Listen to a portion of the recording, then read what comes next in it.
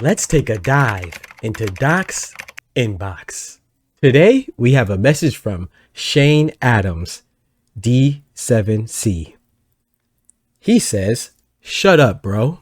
Well, Shane Adams, D7C, you would think because you told me to shut up, bro, that you wouldn't voluntarily return to said person's channel that you told to shut up in order to hear them speak. But I guess that would be too logical for Shane. Oh, stupid ass little Shane. Because this is him again. Oh, you thought that was it? Here's another one. And another one. And another message. And another. Well, you get the point, right? You get the point because we will be here all day, right? Yeah. But I do find it funny that the one that I decided to end on was where you say that you could tell what kind of person I am. Well, I mean, obviously you can. You're obsessed with me.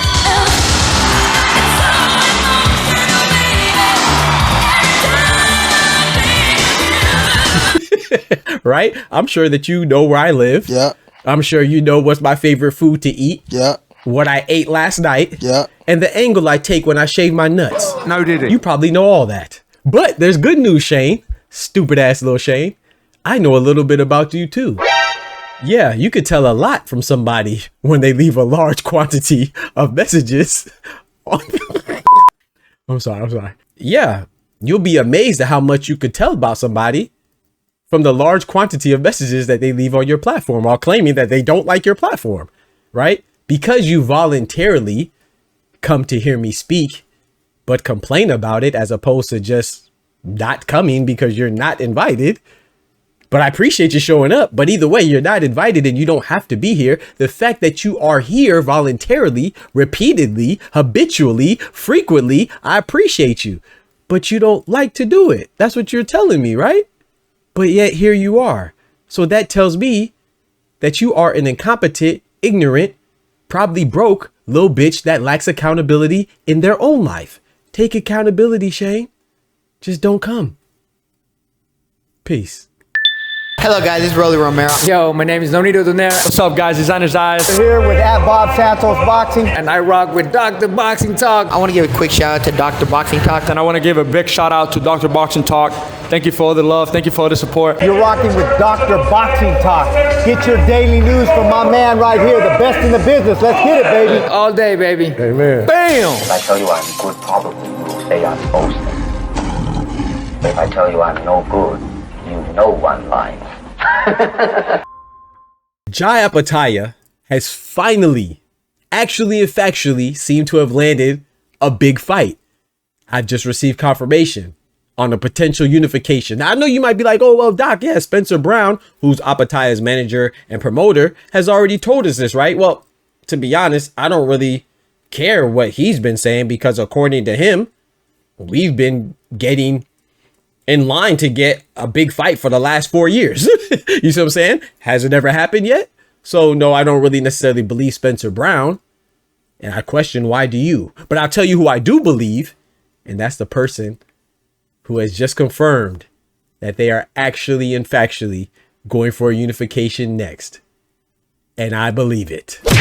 Yo, what's good, Boxing Talk family? Welcome back to your favorite boxing news channel, Dr. Boxing Talk. And we are here to discuss a cruiserweight unification, baby. You know what I'm talking about? BTF Rise Up. Now, check this out. I want to get this out the way. First thing first, it is not the biggest fight in the cruiserweight division that we want, but it's still satisfactory. For me, it is. This will suffice. You see? So I want to tell you, don't get your hopes up because it's not Zurdo Ramirez. It's not Gilberto Zurdo Ramirez, the Mexican WBA, WBO champion, because obviously he's occupied with Robert Safar, right? And then assuming that he wins moving forward, fast forward to the Cinco de Mayo weekend, he'll be fighting David Benavidez, right? That's according to the plan that they have, right? Which is highly dependent on how he does against Robert Safar. But it is another champion out there for the WBC in Badou Jack, you know, the Swedish champion, right? He has to fight Noel McCallan in a rematch that nobody asked for. Maybe Noel. I guess Noel asked for it, but nobody really wanted it, right? But anyway, assuming that he comes out victorious, the 42-year-old WBC champion, Badou Jack, has said that he's chasing greatness. For your listening pleasure, we are now on Spotify under Dr. Boxing Talk. The same thing on TikTok, Twitter, Instagram, Spotify, everything. Dr. Boxing Talk, man. Come rock with us. Yes, sir. Yes, ma'am. That he wants to be considered for the Hall of Fame. And he doesn't have that much time left, and he wants the big fights. And he said he wants a unification. And the person that's available for that unification would be none other than IBF Ring Magazine champion Australian Jai Opetaia. And I love this, man, because Jai Opetaia just took care of Sin Cara. Even though Sin Cara is 40 years old, people say, oh, well, it was still an impressive victory. No, it wasn't. It was an impressive KO.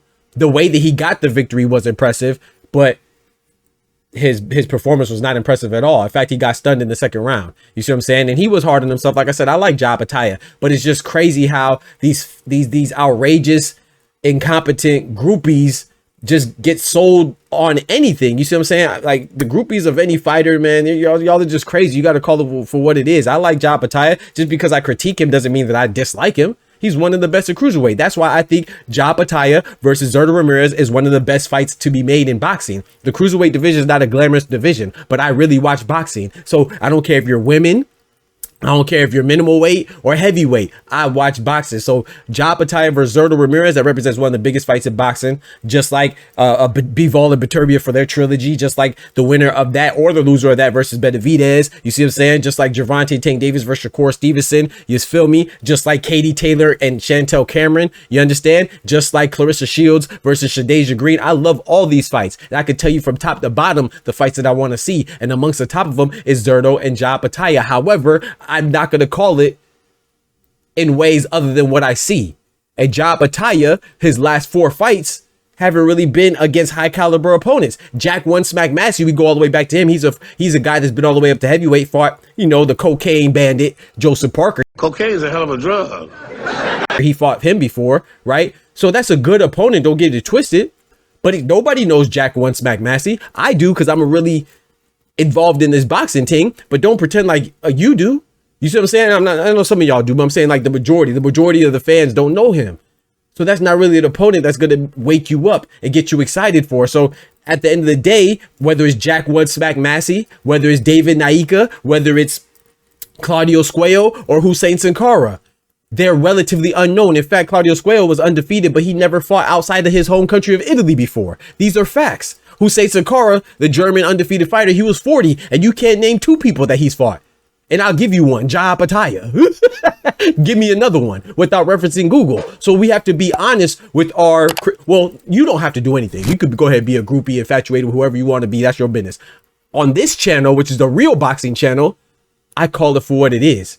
So if I'm not excited that Brian Norman, well, let me rephrase that, because I thought that was a good win. But if you didn't think Brian Norman versus Giovanni Santella was a good win, who a guy that was an interim champion, that was an undefeated interim champion, and Brian Norman was an underdog, then tell me why you think Hussein Sin Cara is a good win. Tell me why you think Claudio Squayo is a good win. Tell me why you think David Naika, who had a whole 2 handful of fights, is a good win. These are good guys. Don't get me wrong. They're decent guys. But Jai Opetaia is not coming in with any type of sense of challenge, right? These are guys that he's above their level. Just like Moses Atama. Yes, Dillian White is a former champion, but he didn't fight Dillian White, who was a beast. He fought Dillian White, who was older and had a bum leg. So you shouldn't be excited that Moses Atama beat him. You shouldn't be excited that Moses Atama beat Mike Balogan, who's a former NFL player. You don't know them. They haven't shared the ring or done anything substantial on their own yet. So while Jai Opetaia he landed a KO that has to be a nominee for the knockout of the year, right? It's a knockout of the year candidate. His performance was not impressive. He said it himself. You know that. Any honest person knows that. But it could be, you know, you could say maybe it's just a bad day at the office. You could say maybe he rushed things. Maybe he underestimated the 40-year-old Sin Cara. Whatever it is, the fact is he didn't perform well, and we critique performances. There's nothing wrong with that. Gervonta Tank Davis and Canelo are 2 of my favorite fighters. I thought Canelo's performance against William Skull wasn't good. And I said that. I thought Gervonta Tank Davis' performance against Lamar Roach wasn't good. It was okay. You know what I'm saying? Shout out to Lamar Roach. He actually just fought higher than what people expected. I thought it was going to be a good fight going in because their familiarity with each other. But we still think that Gervonta Tank Davis is a higher caliber fighter. And it seems like he fought down to the level of Lamont Roach. It's okay. It's okay, bro. I can say that. So same with Ja Opetaia. He's supposed to be Sin Cara. That's what it is. If Zurdo fought Sin Cara, he was supposed to be him too. But anyway, let's get to what the real subject is today, and that is a potential fight between Badou Jack and Ja Opetaia if he beats Noel McCain. I think he will, but you know, it's a good fight, right? Because the other fight between them, you know, it was on short notice. You know, neither one of them, Badou Jack or Noel McCain, had an appropriate time. I had a full training camp to dedicate to each other, but Badou Jack won, and I think he's gonna win again. But Badou Jack is 42. Yeah, so if he does beat Noel McCain, Ja Opetaia would fight two back-to-back. He'll fight 40-year-olds back-to-back. Consecutive 40-year-olds. What? Consecutively, he'll be fighting 40-year-olds. 40 for Hussein Sakara, 42 for Badou Jack. But still, Badou Jack is a champion, and he's been in there with some high-caliber quality guys. You can't say the same for everybody. I'll say the last, really, Jordan Thompson was a good win too, but really Ja Opetaia, his standout victory is Maris Bradis. That was a great victory. You see what I'm saying? And I give him credit for Jack One Smack Massey. I give him credit for David Naika as well, even though he's a little green. But when it comes to those two, Badou Jack has clearly been in there with a higher caliber opposition. He's been in there with the former champion Adonis Stevenson, right? He's been in there with Lucien Butte. He's been in there with James DeGale. He's been in there with John Pascal. You see what I'm saying? So Badou Jack definitely has the edge of experience, not just because he's older, but also who he shared the ring with. But even with that still said, I expect Ja Opetaia to win, but don't get it twisted. That's a great fight, and it's for a unification between the WBC belt holder and Badou Jack and the IBF and Ring Magazine belt holder and Ja Opetaia. So I believe it because I think that Badou Jack and his team have proven that they want big fights, and they've done so in the past. Ja Opetaia, whether it's his fault or not, I'm not blaming him. For your listening pleasure, we are now on Spotify under Dr. Boxing Talk. The same thing on TikTok, Twitter, Instagram, Spotify, everything. Dr. Boxing Talk, man. Come rock with us. Yes, sir. Yes, ma'am. But, I mean, his team has to take accountability, whether it's Eddie Hearn or if it's Spencer Brown or Ja Opetaia himself or maybe Ja Opetaia's papi. You know what I'm saying? Whatever it is, their team has not been delivering high caliber, high quality, highly anticipated fights. So you could blame this person or that person, whatever you want. That's just at the end of the day, Badou Jack would be the best person that Ja Opetaia fought in a long time. You feel me? So, and you know, shout out to him. He handled his mandatory with Hussein Sakara. You know, David Naika was a replacement for his mandatory Sakara when Sakara sustained the injury. I love it. I get it. But at the end of the day, the fact remains, we need Ja Opetaia in big fights. We need to see that he's really the bully that everybody claims that he is. Because I don't know. I think people underestimate Zurdo, man. I think Zurdo and Ja Opetaia is a 50-50 fight. I think Badou Jack and Ja Opetaia is a good fight. I'm leaning towards Ja Opetaia, but for me, I don't really think. I think that him and Zurdo are neck and neck, man. You know, as far as the top of the division, Zurdo has a WBA and the WBO belt.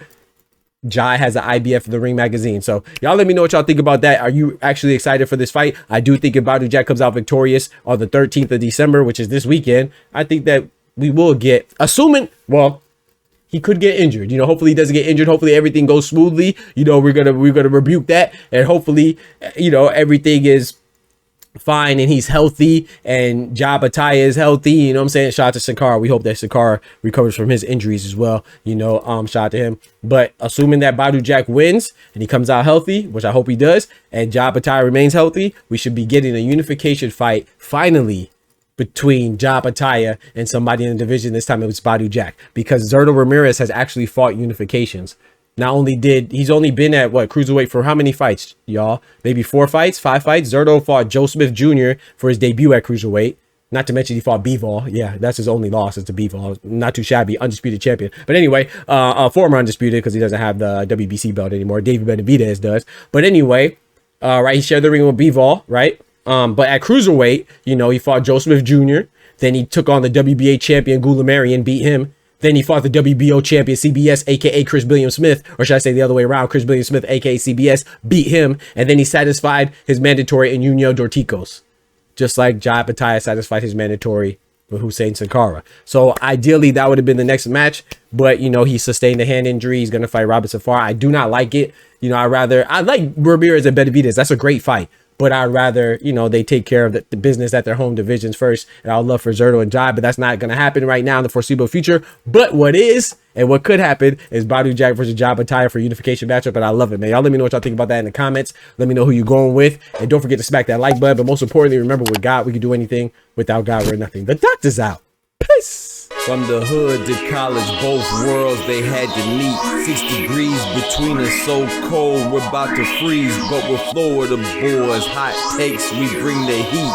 We're moving the culture, the engineers to the streets.